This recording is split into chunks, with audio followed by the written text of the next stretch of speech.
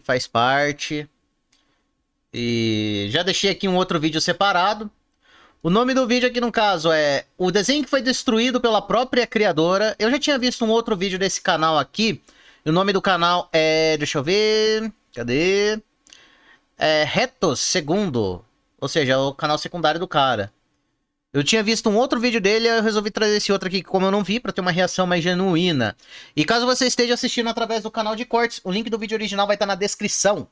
Há uns dias atrás, literalmente do nada, o YouTube me recomendou esse vídeo gringo aqui. O que Ô, porra. Ah, não, tá indo. Achei que eu tinha esquecido o áudio. inicialmente eu iria ignorar, porque é bizarro como cada dia que passa é mais normal você ver um criador de algum desenho que você gostava na infância, ou até mesmo recente, se envolver em uma polêmica extremamente nojenta e absurda. Porém, quando eu vi que era sobre o desenho chamado 12 anos para sempre, ou 12 Forever, chama como você quiser, eu acabei dando play no vídeo, pelo simples fato de que algumas pessoas já me pediram para falar sobre esse desenho, e volta e meia a Netflix sempre me recomendava essa animação. E depois que eu terminei esse vídeo, eu fiquei perplexo em ver como um desenho que tinha muito potencial foi destruído pela sua própria criadora. Ok. Vocês conhecem esse desenho?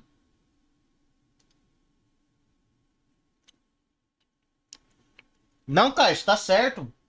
Porque se você não tivesse falado, o que ia acontecer? Eu ia fazer o react, eu ia fazer o corte e ia dar palco pro outro cara. Entendeu? Então assim, você não ferrou meu react, você me salvou. Porque imagina, eu também ia estar meio que sendo... não vou dizer acusado, mas tipo, de ter incentivado um outro canal a, sabe, continuar fazendo plágio. Entendeu? Mas enfim, acontece, ainda bem que você me avisou, cara. Agora, se você não tivesse me avisado, aí eu ficava... aí depois eu ia ver a cagada acontecendo. Mas valeu, Caio. Você salvou minha bunda. O criador de Poderosas Magia Espadas é um doente. Sim. Sim.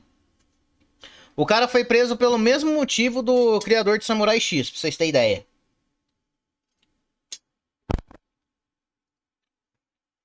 Um resumo bem rápido do que é essa animação para eu poder entrar no ponto de como ela foi destinada a falhar desde o começo. No IMDb, a sinopse da animação é: o sonho de Red é ser uma garota para sempre. Seu sonho é tão poderoso que ela cria seu próprio mundo de juventude perpétua.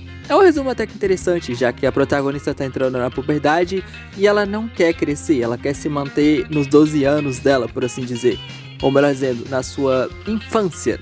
É uma sinopse que até que se encaixa um pouco no desenho, já que realmente a protagonista ela não quer entrar na fase da adolescência. Ela quer se manter na sua juventude pra sempre, por assim dizer. Mas beleza, é um resumo bem simples, mas vai servir. Porque como eu disse, esse desenho parece que já era destinado a falhar desde o começo, já que nenhuma emissora queria produzir a animação. O que não é nada fora do comum, é bem normal a gente ver criadores de desenhos famosos falarem que eles foram muito rejeitados por várias empresas até finalmente conseguirem uma que deram uma chance pra elas. Por exemplo... Não, isso daí, como ele mesmo disse, é comum, cara. Mas assim, hoje em dia também tem uma coisa que é muito interessante. É que eu não sei de quando que é esse desenho especificamente, eu não prestei atenção. Mas hoje em dia também tem uma coisa chamada internet. Então você pode fazer uma série animada na internet. Mas tem o contra de que, tipo, você vai gastar muito tempo, dinheiro, e pipipi, popopó, pupupu, pra poder fazer a sua animaçãozinha. Mas pelo menos já é alguma coisa, né? Que, tipo assim, vai que de repente estoura, entendeu?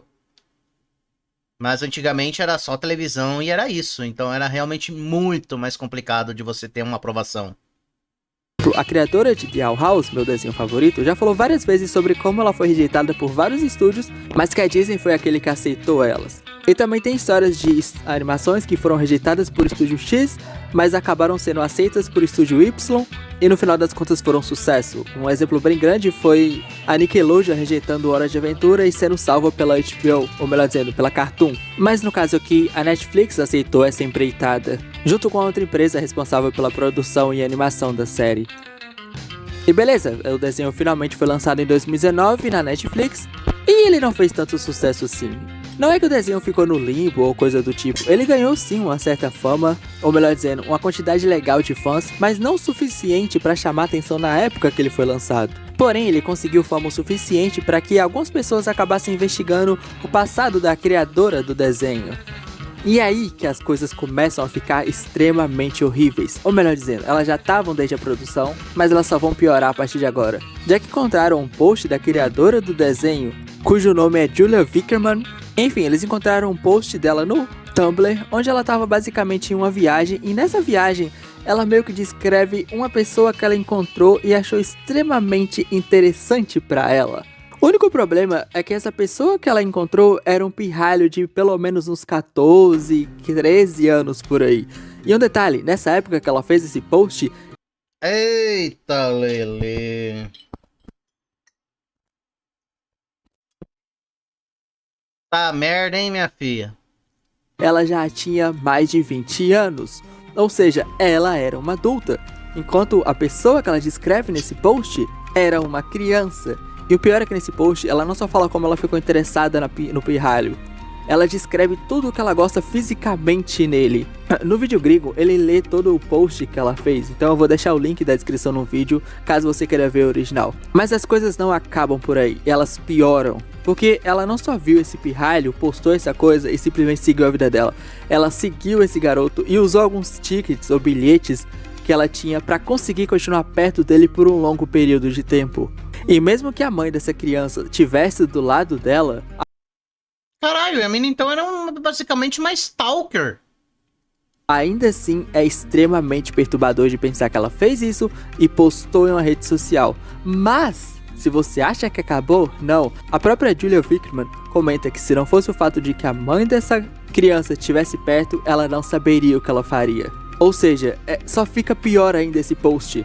De alguma maneira, ela consegue sempre piorar o que já estava ruim. Não, e o pior de tudo é que ela mesma postou. Ela que postou, tipo, não foi ninguém que, sei lá, cavucou a vida dela e achou. Não, ela mesma que postou.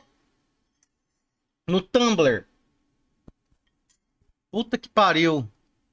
Mas, se você pensa que acabou, não. Ainda conseguiram encontrar mais tweets problemáticos da autora. Mas depois de tudo isso, você espera um pedido de desculpas, algum tipo de retratação?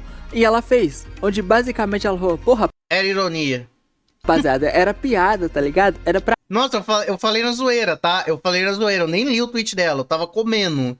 Aí, era gracinhas e tal, se justificando tanto quanto os tweets que ela fazia, quanto o post que acharam dela no Tumblr. Só que existe uma grande diferença entre você fazer piadas ruins, que acabam não tendo um tom legal, e você literalmente fazer um post onde você diz que você está interessado em um menor de idade. E ainda por cima, eu não mencionei isso antes, mas nas tags, porque no Tumblr era bem... Pera aí, que spawn?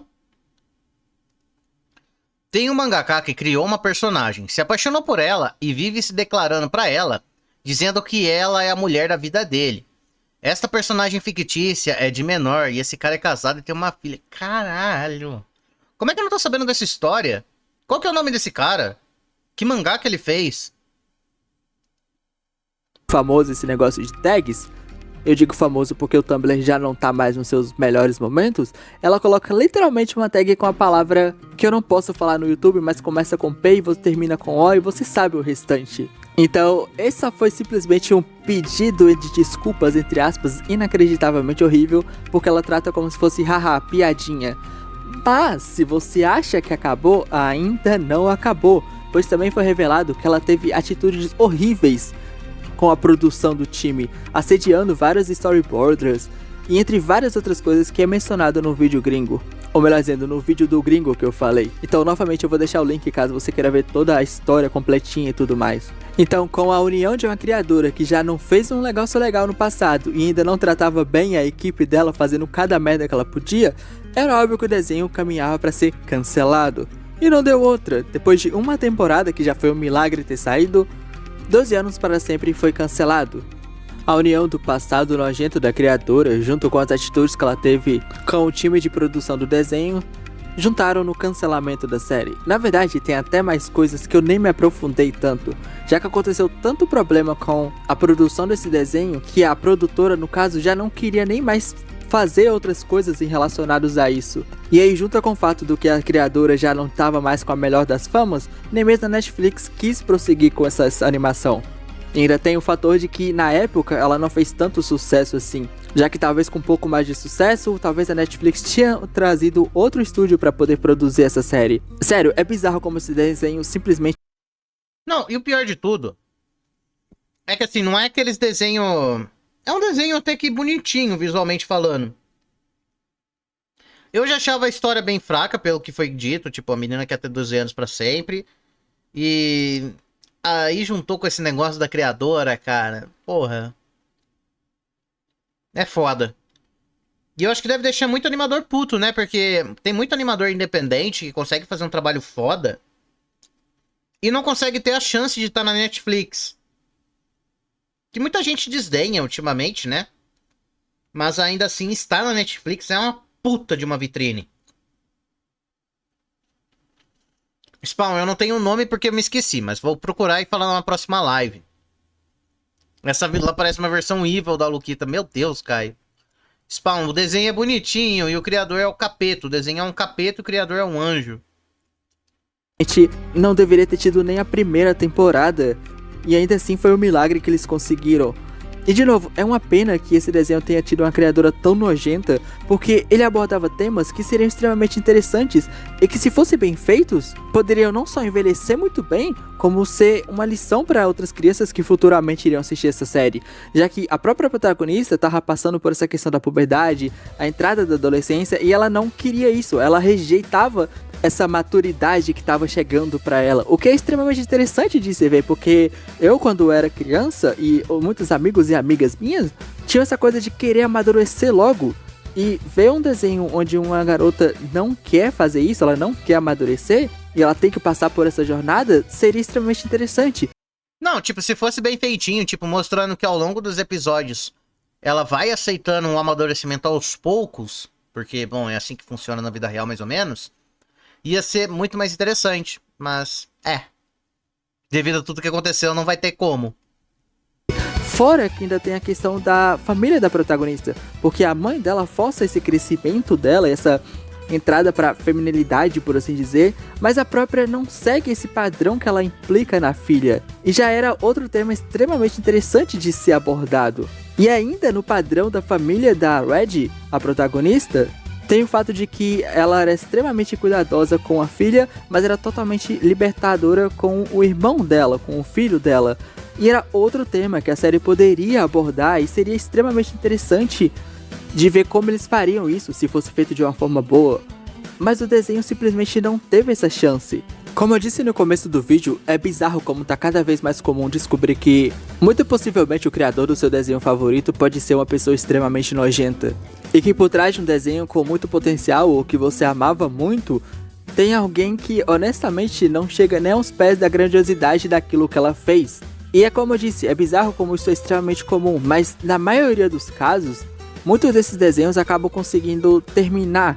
E aí só depois que eles contaram a história que queriam contar, a gente descobre esses passados, por assim dizer. Só que no caso de 12 Forever, ou 12 anos para sempre, não. Durante a primeira temporada, que era quando as coisas estavam começando, a gente já descobriu toda essa problemática, sabe? Não, e o pior de tudo, por exemplo, tem o criador dos Padrinhos Mágicos, por exemplo, que é tá ligado? Tipo assim, o desenho é legal, eu gosto dos Padrinhos Mágicos, mas o criador, puta que pariu, né? Seria um bolsonarista médio aqui no Brasil. Mas de novo, o desenho já tava um problema desde antes da produção. Para ser produzido, ele já estava sendo extremamente rejeitado, o que já era um sinal de que esse desenho realmente não deveria acontecer. Como eu falei antes, esse vídeo é praticamente uma versão compactada do vídeo gringo que eu falei. Eu vou deixar o link do vídeo na descrição ou no comentário fixado, que é onde provavelmente as pessoas vão ver. Caso você queira saber a história completa, desde a criação e tudo mais, e tem uma review do desenho também. Mas eu acho que é isso. Se você quer ver um desenho onde até o momento as pessoas envolvidas na produção não são pessoas ruins, assista Frieren. Bom, pelo menos esse mano falou, né, que ele se baseou no vídeo de gringo, porque o que a gente tava assistindo antes não fez nada disso não, mano.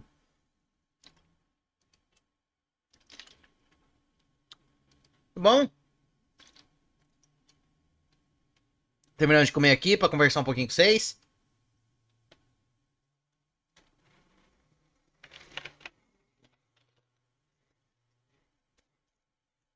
Ai, ai, meu Deus. Vou conversar um pouquinho com vocês, até dar umas... mais ou menos perto das 8, porque... Agora voltamos à atividade normal, né? No mês de março tava mais tranquilo e tudo mais. Caio, pelo menos esse não quibou o vídeo gringo, fez o conteúdo próprio. Sim, ele fez um conteúdo próprio, falou do jeito dele, o que tá de ótimo tamanho, e tá perfeito, cara. Ele deu a visão dele, e ele falou, ó, eu me baseei no vídeo daquele mano lá de fora. Tem que ser assim. Spawn, artistas polêmicos, HP, Lovecraft, J.K. Rowling, Heinen e Warren Ellis. Só conheço basicamente o Lovecraft e a J.K. Rowling. O restante eu não conheço.